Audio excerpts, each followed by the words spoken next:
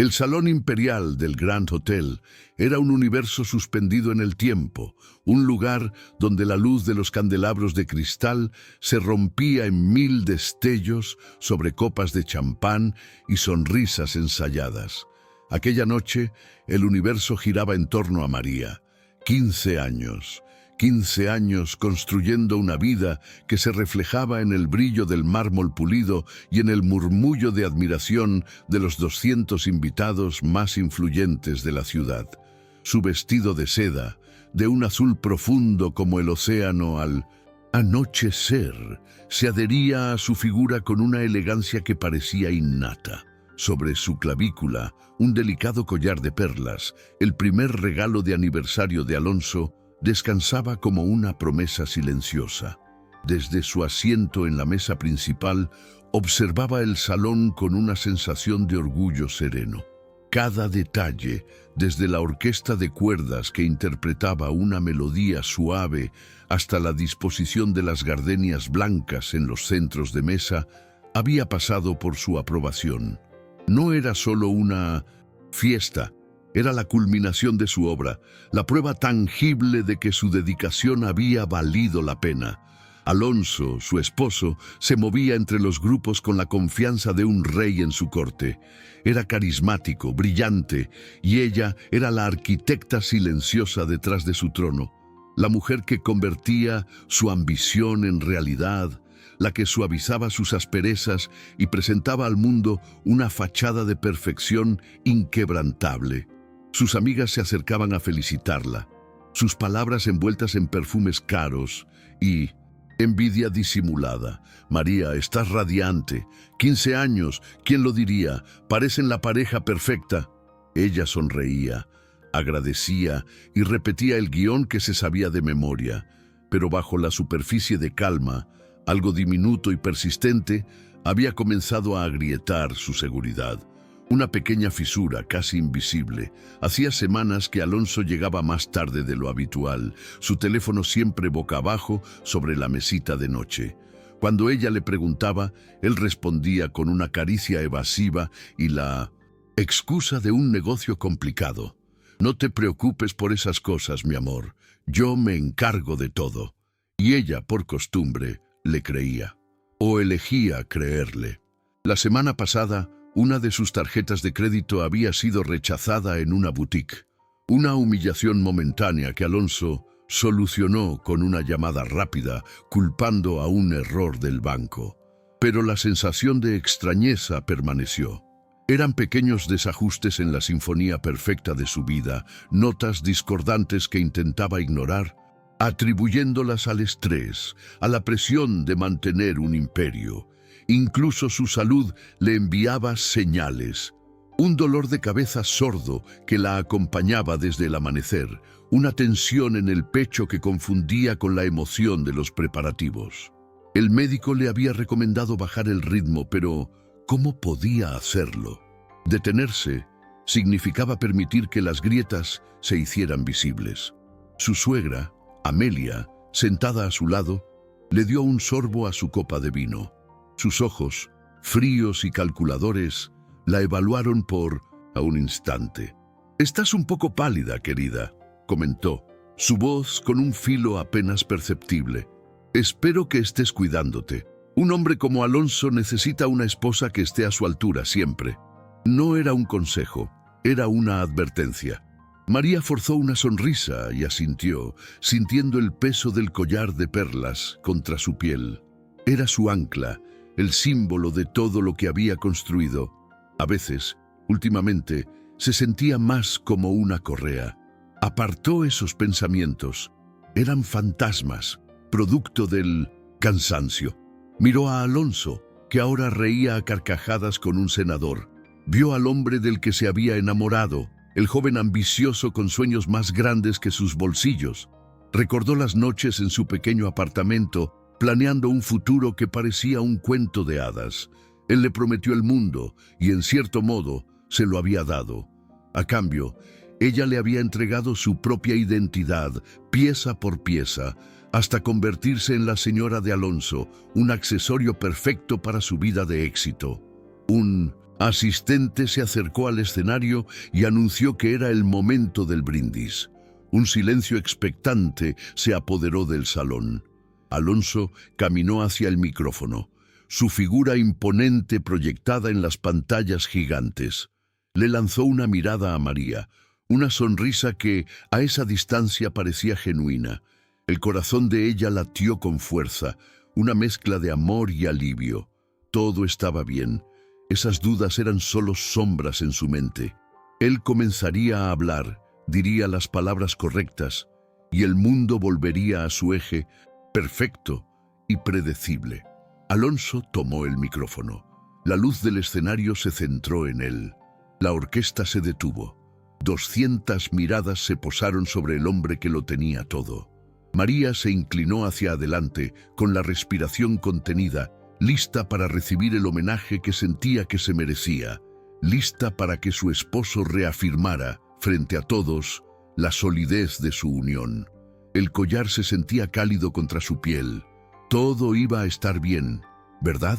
La voz de Alonso llenó el salón, cálida y segura, tejiendo una red de palabras que al principio sonaron a homenaje. 15 años, dijo, su mirada barriendo a la audiencia antes de detenerse en ella. 15 años de apoyo incondicional, de paciencia infinita. María sintió que el nudo en su pecho se aflojaba. Era solo cansancio, solo su imaginación. Él la amaba, todo estaba bien. Pero entonces el tono cambió. Una inflexión casi imperceptible, un filo helado que solo ella pudo reconocer. Quiero agradecerle a María por sus sacrificios.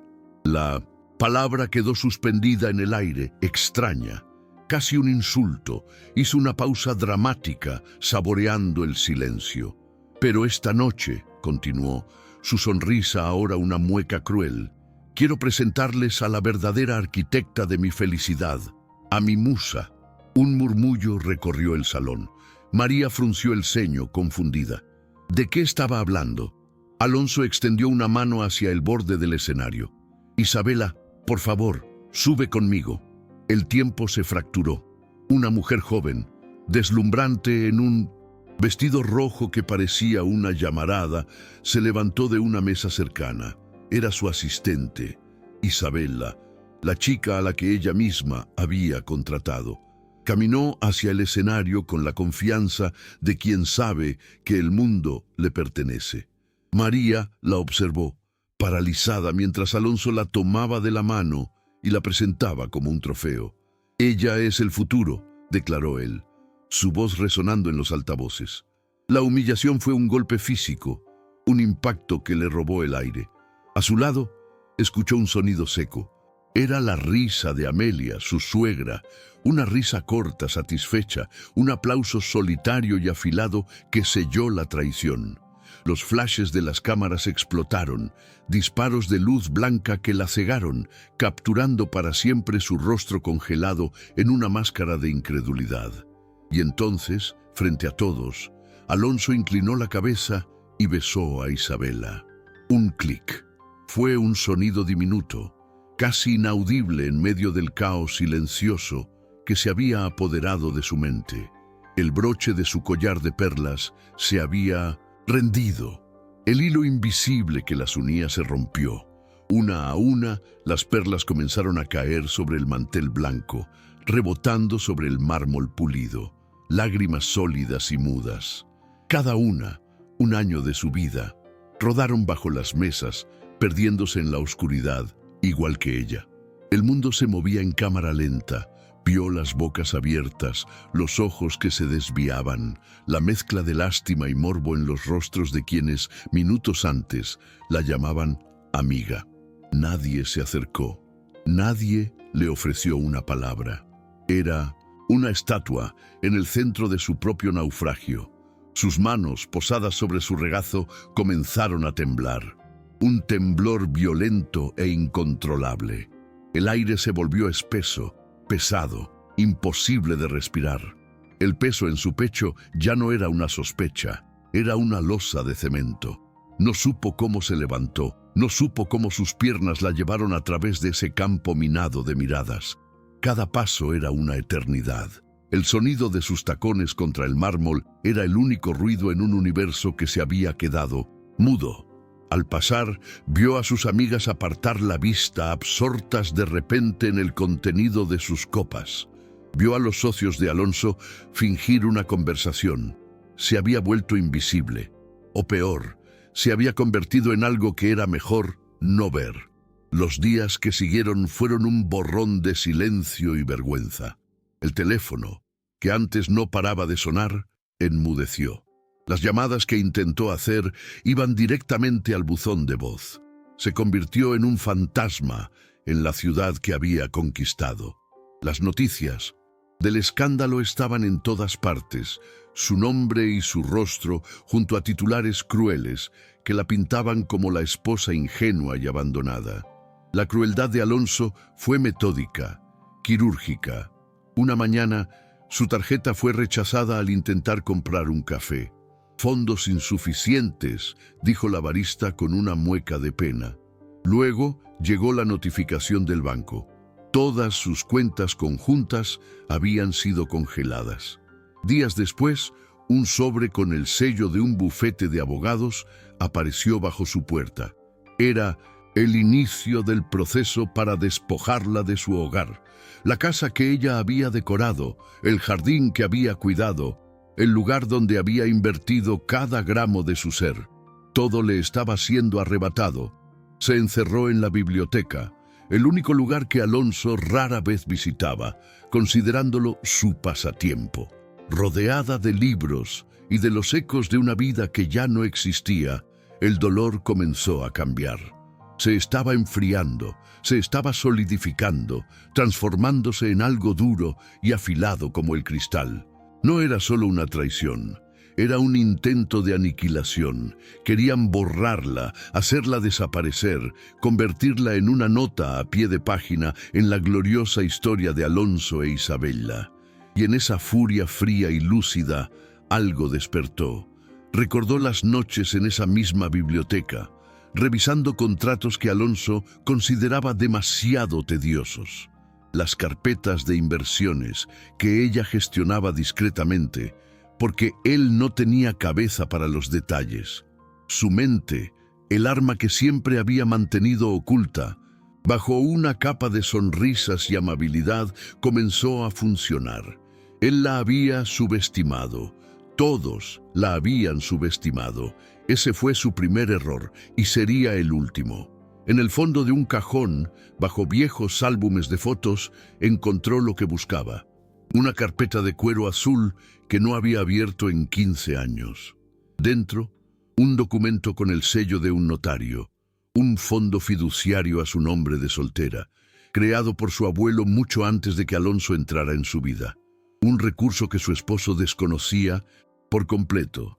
Sus manos ya no temblaban. Se miró en el oscuro reflejo de la ventana. La mujer que le devolvía la mirada no era la esposa rota de la fiesta.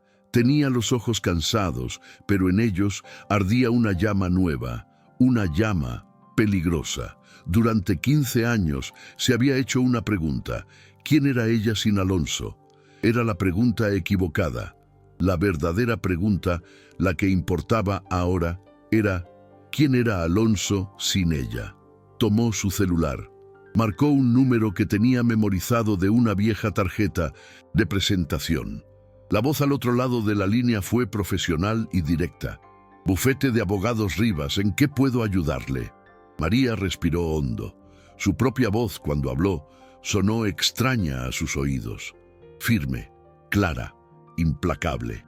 Mi nombre es María Solís, dijo, usando su apellido de soltera por primera vez en 3 lustros. Y necesito programar una cita. Creo que tengo un caso de fraude corporativo a gran escala. La oficina de Ricardo Rivas era un espacio de líneas limpias y cristal, un universo opuesto al lujo recargado de su antigua vida. Olía a cuero y a café fuerte. María se sentó frente a él, con la espalda recta, las manos tranquilas sobre su bolso. No había rastro de la mujer rota de la fiesta. Esta era otra persona. O quizás era la persona que siempre había sido, liberada de su jaula de seda. Rivas, Un hombre de unos 50 años con ojos que parecían haberlo visto todo, la estudió por encima de sus gafas. «Señora», comenzó, pero ella lo interrumpió con una calma glacial. «Señorita Solís», corrigió. «María Solís, y no estoy aquí para negociar un divorcio generoso, señor Rivas. Estoy aquí porque mi exesposo ha construido un imperio sobre cimientos fraudulentos y yo tengo los planos». Le deslizó una delgada carpeta sobre la mesa de caoba. Contenía copias de extractos bancarios, notas que ella había tomado años atrás, nombres de corporaciones fantasma en paraísos fiscales, que Alonso mencionaba en susurros por teléfono, creyendo que ella no escuchaba. Rivas abrió la carpeta. Sus cejas se arquearon levemente. «Esto es significativo», admitió, su tono cambiando de condescendiente a interesado. «¿Cómo pagará mis honorarios?» Alonso ha congelado todos sus activos. María sacó un segundo documento de su bolso. Era el testamento de su abuelo. «Con esto», dijo, señalando el anexo del fondo fiduciario, un capital que Alonso nunca supo que existía, «es suficiente para empezar». Los días se convirtieron en noches. La mansión, antes un escenario de vida social, se transformó en su cuartel general. Dormía poco, vivía a base de café y una furia fría que la mantenía en pie. La biblioteca se convirtió en su sala de guerra. Desplegó mapas financieros sobre la mesa donde antes se servía el té. Las paredes se llenaron de notas adhesivas, conectando nombres, fechas y transferencias de dinero con hilos rojos. Cada documento que revisaba era una pieza más del rompecabezas. Recordaba conversaciones, cenas de negocios, viajes repentinos de Alonso.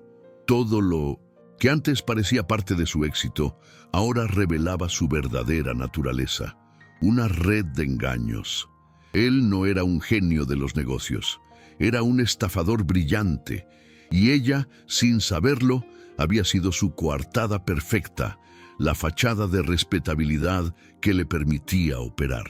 Contrató a un investigador privado, un hombre llamado Morales, tan discreto y gris como su apellido. Se encontraron en un café anónimo en un barrio obrero. «Quiero que investigue a Isabela Ramos», le dijo María sin rodeos. «No su currículum, su vida real. Cada deuda, cada examante resentido, cada secreto que guarda bajo esa sonrisa perfecta. Quiero saber qué la hace vulnerable». Morales asintió sin hacer preguntas. El dinero que María le transfirió garantizaba su silencio y su eficacia. Mientras Morales cavaba en el pasado de Isabela, María se centró en el presente de Alonso. Usando un teléfono prepago, comenzó a sembrar el caos. Una llamada anónima a la esposa de uno de los socios de Alonso. «Quizás deberías preguntar a tu marido sobre sus viajes a las Islas Caimán. No iba solo». Un correo electrónico encriptado a un rival empresarial. «Alonso está a punto de cerrar el trato que tú creías tener asegurado. Revisa la cláusula de exclusividad. Hay una laguna». Eran pequeñas grietas, pero las fue abriendo con la paciencia de un artesano. Observó desde la distancia cómo la desconfianza se extendía como un veneno entre el círculo íntimo de Alonso. Veía las fotos en las redes sociales. Las sonrisas de sus socios se volvían más tensas, sus reuniones más cortas. El golpe maestro requería una plataforma pública.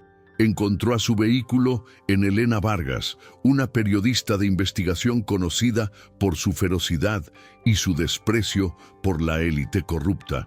No la contactó directamente. Le envió un paquete a la redacción del periódico, sin remitente. Dentro, solo una llave USB y una nota escrita a máquina. «El premio al empresario del año se basa en una mentira. Aquí tienes el primer capítulo». En la USB había pruebas irrefutables de una sola transacción fraudulenta, lo suficiente para enganchar a Vargas, pero no tanto como para revelar toda su estrategia.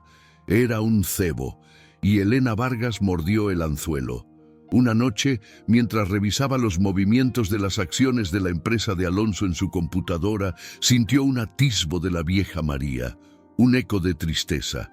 ¿Realmente estaba haciendo esto, destruyendo al hombre que una vez amó? El recuerdo de su rostro en el escenario, besando a Isabella mientras el mundo la observaba romperse, borró cualquier duda. Esto no era venganza, era justicia, era la recuperación de su propia historia. Su teléfono vibró, un mensaje de un número desconocido. Era de Morales, no había texto, solo un archivo adjunto protegido con contraseña. Isabella, pasado oscuro zip. María introdujo la clave que él le había proporcionado. El archivo se descomprimió, revelando documentos, fotos y testimonios que harían implosionar la nueva vida perfecta de Alonso. Una sonrisa lenta, afilada y desconocida se dibujó en su rostro. Tenía todas las piezas. Ahora solo tenía que elegir el momento y el lugar para incendiar el tablero. Y ya sabía cuál sería: la gala anual de la empresa. El escenario de la mayor victoria de Alonso sería el escenario de su aniquilación. La fecha de la gala anual de Imperio Alonso estaba marcada en rojo en un calendario sobre su escritorio. Un círculo perfecto, como el blanco de un francotirador. Quedaban 3 semanas. 3 semanas para alinear cada pieza, para asegurar que cada dominó cayera exactamente como ella lo había planeado. La mansión, antes un símbolo de su fracaso, era ahora su santuario y su centro de operaciones. El silencio ya no era opresivo. Era un aliado que le permitía escuchar sus propios pensamientos con una claridad aterradora. Las noches eran largas, alimentadas por café negro y una determinación que le quemaba el estómago. Dormía en el sofá de la biblioteca, rodeada de los fantasmas de su antigua vida y los planos de su nueva guerra. A veces, en la quietud de la madrugada, se encontraba mirando el jardín a través de la ventana, recordando los domingos en familia, las risas de sus hijos ahora ausentes, estudiando en el extranjero, protegidos de la tormenta. Un pinchazo de dolor, agudo y familiar, le recordaba a la mujer que había sido, pero lo apartaba con una disciplina férrea. Esa mujer estaba muerta. La enterraron bajo los flashes de las cámaras y las perlas rotas de su collar. El teléfono prepago vibró sobre una pila de documentos. Un mensaje de Morales. Paquete entregado. Casillero 3B. Estación Central. María no respondió. Se puso una chaqueta simple, se cubrió el cabello con un pañuelo y salió por la puerta de servicio, fundiéndose en la anonimidad de la ciudad. En la estación, el ruido y el movimiento de la multitud eran un camuflaje perfecto. Abrió el casillero metálico con una llave que le habían dejado bajo un banco. Dentro, un sobre manila grueso. No lo abrió allí. La paranoia se había convertido en una segunda piel. De vuelta en la biblioteca, con las puertas cerradas y las cortinas corridas, vació el contenido del sobre la mesa. Fotos, recortes de periódicos de otra ciudad, testimonios firmados, la historia de Isabella Ramos, o mejor dicho, de Sofía Méndez, su verdadero nombre. No era la joven y ambiciosa asistente que había seducido a su jefe. Era una depredadora profesional. Las fotos la mostraban con otros hombres, todos mayores, todos ricos, todos convenientemente divorciados o viudos poco después de conocerla. Había un rastro de corazones rotos y cuentas bancarias vaciadas. Alonso no era su primera víctima, solo era la más grande. María sintió una oleada de algo que no era satisfacción, sino una especie de náusea helada. Había sido reemplazada no por amor, sino por una estafa. Su matrimonio no había terminado. Había sido el objetivo de una adquisición hostil. El archivo de Morales también incluía detalles sobre deudas de juego y una conexión familiar con un conocido usurero. Isabella no solo era codiciosa, estaba desesperada, y la desesperación la hacía predecible, la hacía vulnerable. Al día siguiente, Elena Vargas, la periodista, publicó un artículo preliminar. Sombras en el imperio. Son sólidos los cimientos del éxito de Alonso. No mencionaba nombres, pero las insinuaciones eran claras. El artículo causó un pequeño temblor en el mercado. Las acciones de la compañía bajaron un par de puntos. Fue suficiente.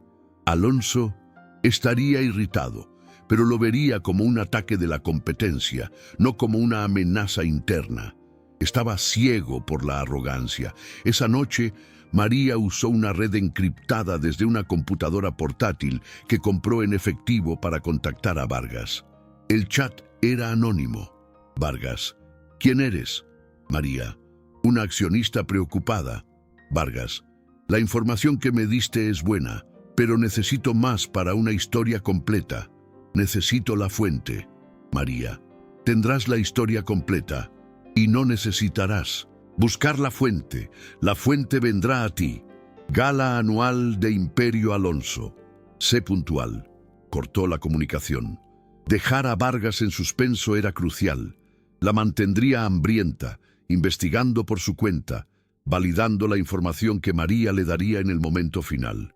Con la pieza de Isabela asegurada y la mecha de los medios encendida, se centró en el golpe final, el fraude corporativo. Pasó horas con Rivas, su abogado, en videoconferencias seguras. Juntos trazaron el mapa del dinero.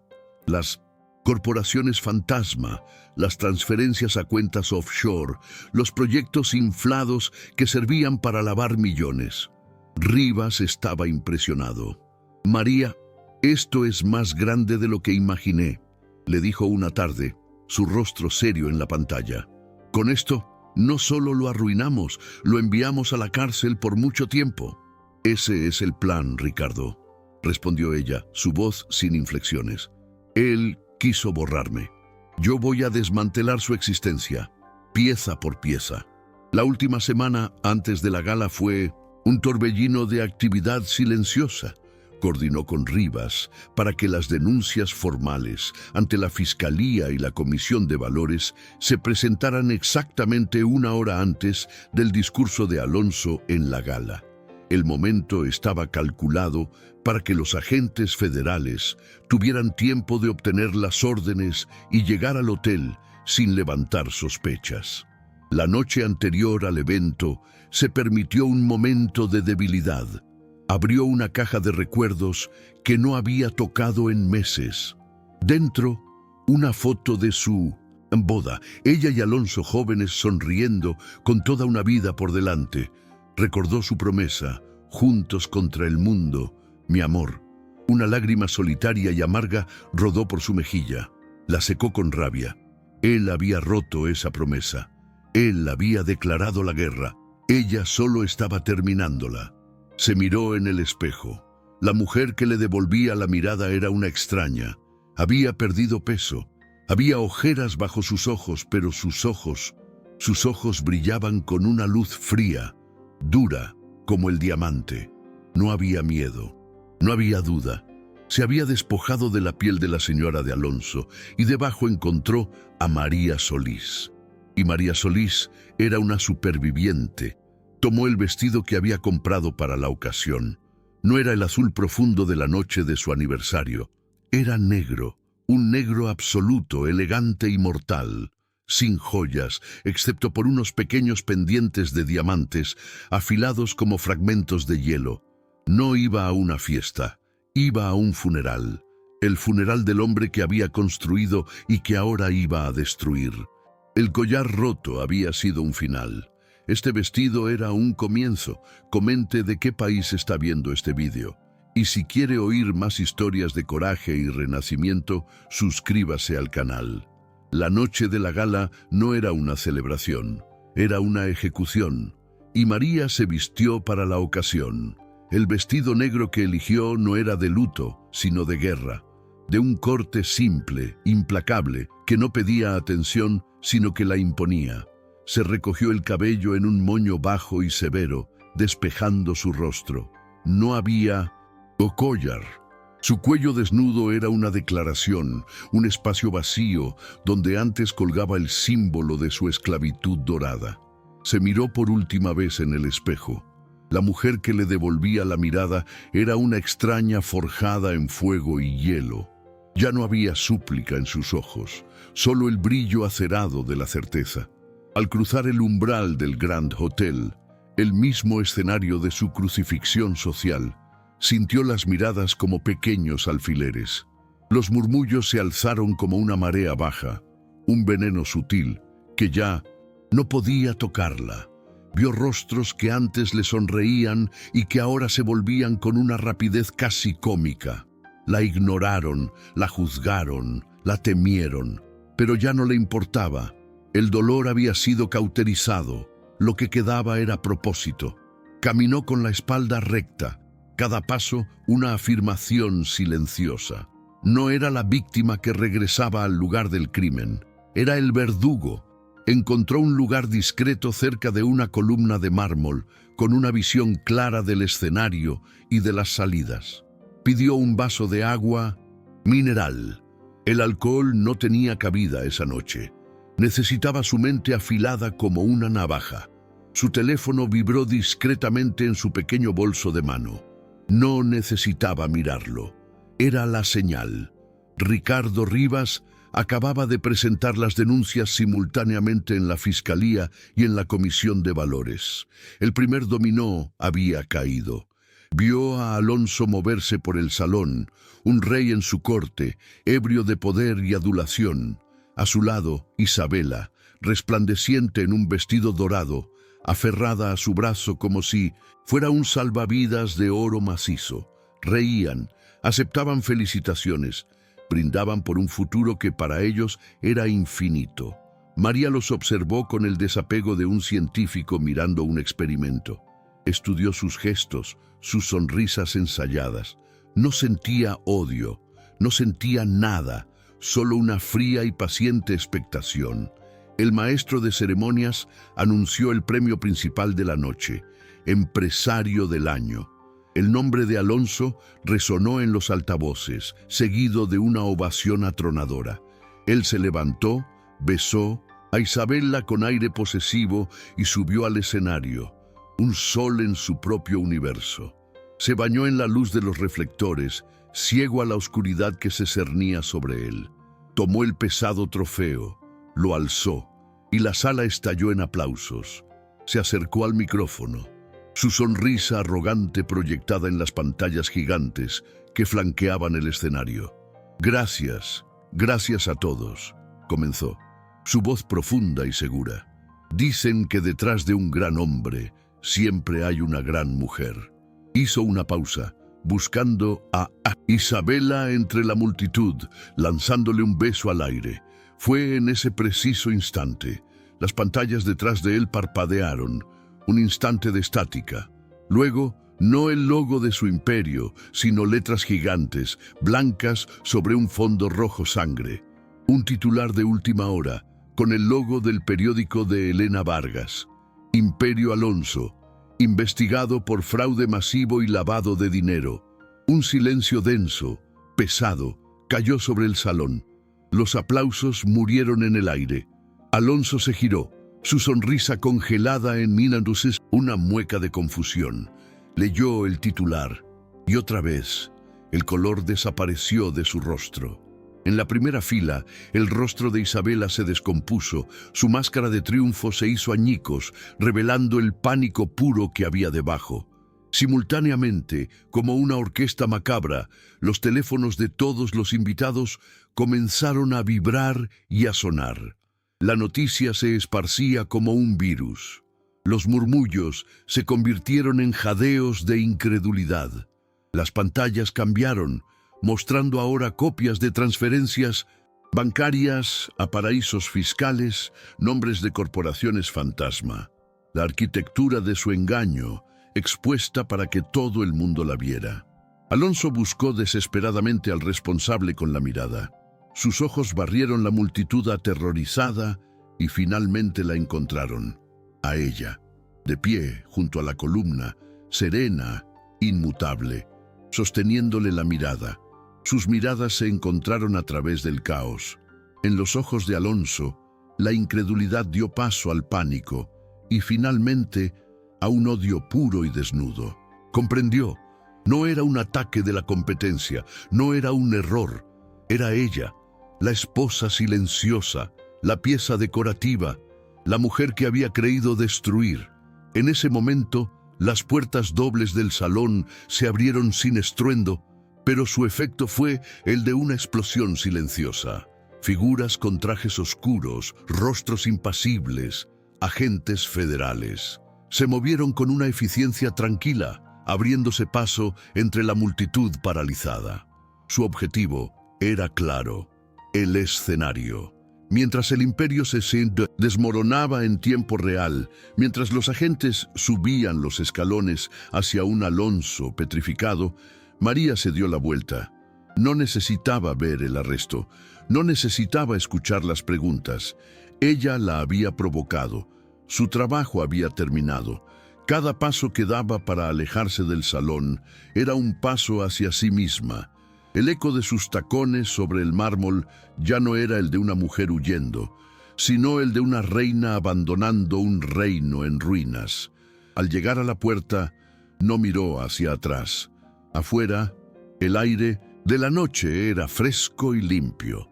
Respiró hondo por primera vez en 15 años y por primera vez se sintió libre.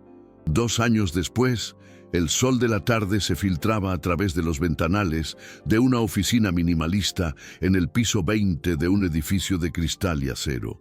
El espacio no tenía nada que ver con la opulencia recargada de su antigua vida. Aquí todo era luz, líneas limpias y funcionalidad. En la puerta de cristal esmerilado se leía un nombre en letras de plata: Solís Asociados, consultoría financiera. Dentro, sentada a la cabeza de una mesa de roble claro, estaba María. Ya no llevaba vestidos de seda ni collares de perlas. Vestía un traje de pantalón de un gris impecable, su cabello cortado en un estilo moderno y práctico que enmarcaba un rostro sereno. Había algunas líneas finas alrededor de sus ojos que antes no estaban, pero sus ojos eran diferentes. Tenían una profundidad tranquila, la calma de un océano que ha sobrevivido a su tormenta. Frente a ella, una joven pareja la escuchaba con una atención casi reverencial. El error que cometen muchos, decía María, su voz ahora más grave, más segura, es firmar lo que no entienden por confiar ciegamente en alguien más. La confianza es importante, pero el conocimiento es poder, su poder. Trazó una línea en un documento sobre la mesa. Aquí es donde ocultaron la deuda. Es un truco viejo, pero efectivo si no sabes dónde mirar. La pareja intercambió una mirada de alivio y gratitud. No sabemos cómo. Agradecerle, señora Solís, dijo el hombre. Estábamos a punto de perderlo todo. María les ofreció una pequeña y genuina sonrisa. Mi nombre es María y no tienen que agradecerme. Solo recuerden esta lección, nunca más le entreguen su poder a nadie. Después de que se fueron, se quedó un momento en silencio, mirando el horizonte de la ciudad. El reflejo en el cristal le devolvió la imagen de una mujer que apenas reconocía, y sin embargo, se sentía más ella misma que nunca.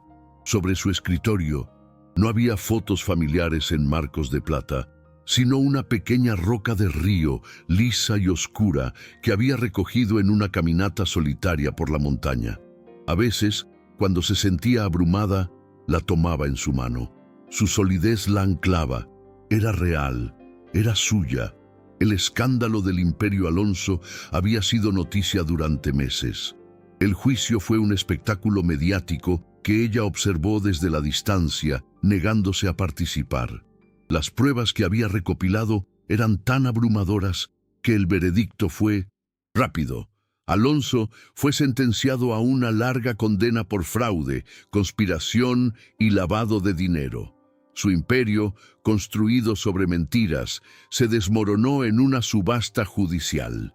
Isabela, expuesta como una estafadora en serie por los artículos de seguimiento de Elena Vargas, desapareció del mapa, huyendo de deudas y amenazas.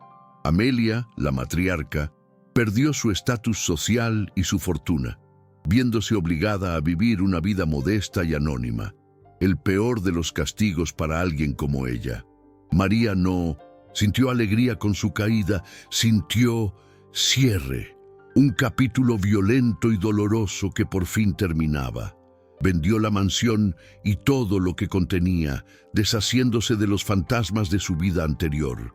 Con el dinero del fondo fiduciario de su abuelo y la parte que legalmente le correspondía de los activos no fraudulentos, fundó su consultoría.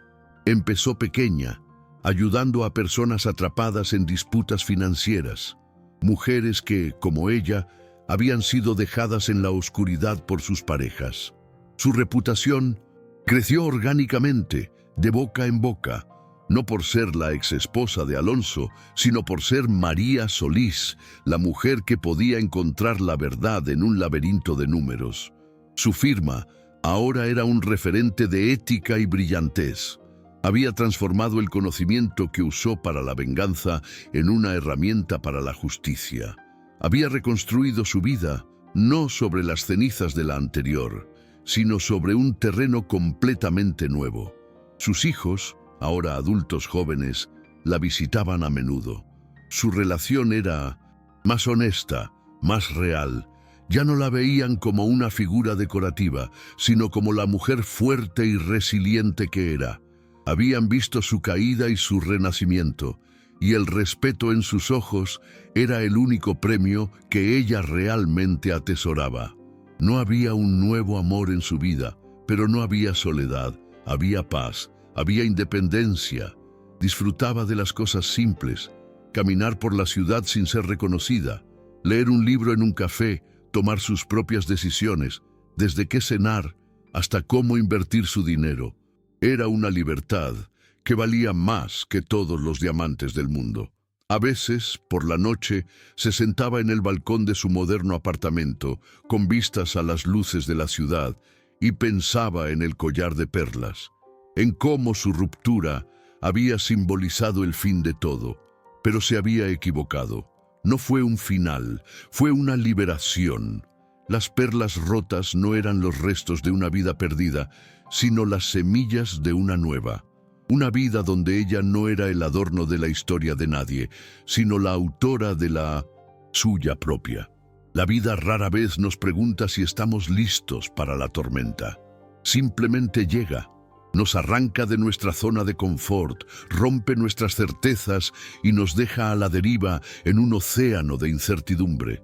Pero es en esa oscuridad, en esa lucha por mantener la cabeza fuera del agua, donde descubrimos de qué estamos hechos realmente. A veces, las estructuras más sólidas deben derrumbarse para que podamos construir algo verdadero en su lugar.